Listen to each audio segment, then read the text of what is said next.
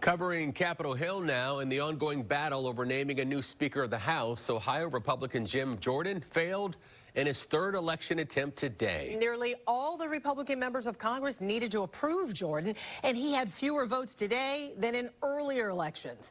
Joining us live from Washington, D.C., Representative John Rutherford. Thanks so much for joining us, sir. Congressman, you are one of the GOP members who would not support Jordan. Tell us why. Yeah, well, actually what happened was Jim Jordan had lost a conference election to Steve Scalise. Steve Scalise actually beat him in a free and fair head-to-head election in the conference, and instead of really getting up and giving a concession speech, Jim basically took him out. And so it was clear that he was never going to get to 217 after that. And Jim refused to follow the outcome of that election and vote with the majority. And so at that point, it became clear to me that he was not a man that I could reward with the Speaker's gavel, having failed to follow the majority. Mr. Rutherford, how do you see the House coming to some agreement? Congress appears to be gridlocked.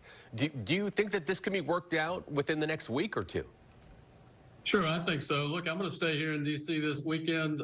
Several members are throwing their hat in the ring already. We're going to have some phone conversations, a lot of conference calls, but I'm going to stay here in D.C. There's several other members have as well, and we'll be working on this, a way to move forward. I just wish that, without the strong arm tactics that were employed by the Jim Jordan campaign for Speaker, what happened clearly was people were afraid to speak out. And as we went through 3 different vote cycles, I knew that I was in the majority, not the minority. People thought I was in the minorities obstructing. I'm like, no, I think there's a lot more members that support where I'm at that support Jim Jordan. And sure enough, after that third round, we had another conference vote, which is anonymous. And in that vote, he only received 86 votes out of 221. So clearly, I was in the majority of people about his campaign. Congressman, 8 Republicans wanted McCarthy out, but they've been criticized as not having a plan for what happens next. I mean, talk to us about what is at stake here when it comes to what the nation needs to do without leadership right now. Yeah, well, it really was a shame, Tark, that Matt Gaetz and 7 Republicans joined with 210 Democrats to throw out a Republican speaker. I think we need to make a couple rule changes. Number one, on a motion to vacate, the current speaker should not leave.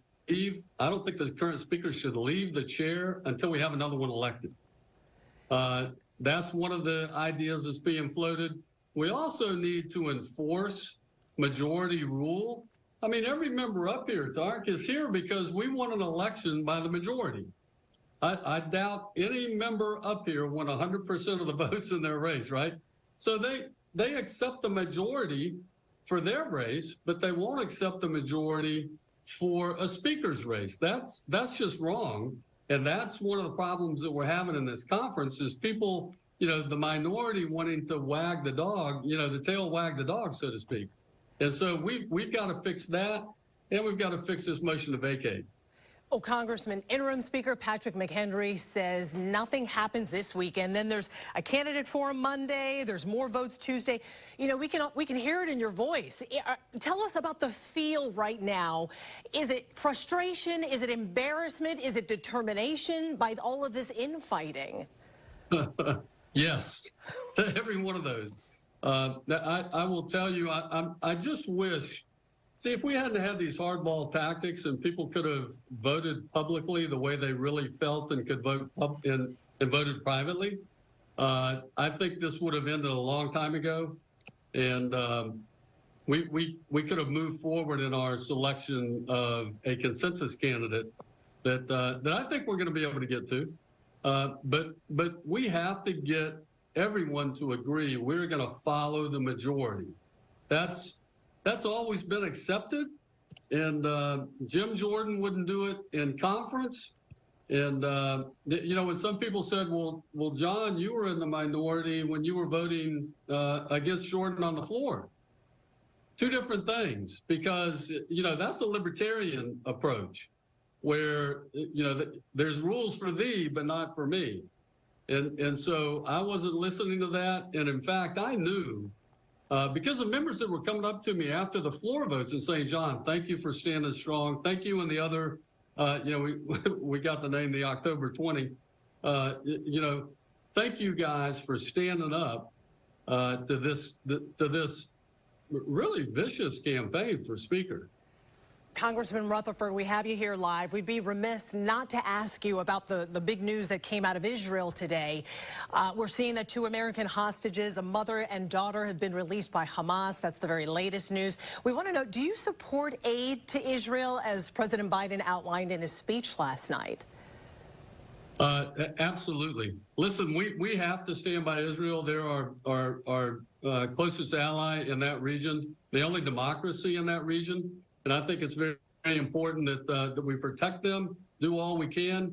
Very proud of the USS Carney, which shot down, I think, at least 2 or 3 cruise missiles and 8 drones that were, you know, we don't know exactly where they were headed, but I'm guessing they were headed to southern Israel. And so those men and women right out of Mayport did a great job in protecting Israelis and others in the area. Congressman Rutherford, we appreciate you and thank you for joining us live from Washington, D.C.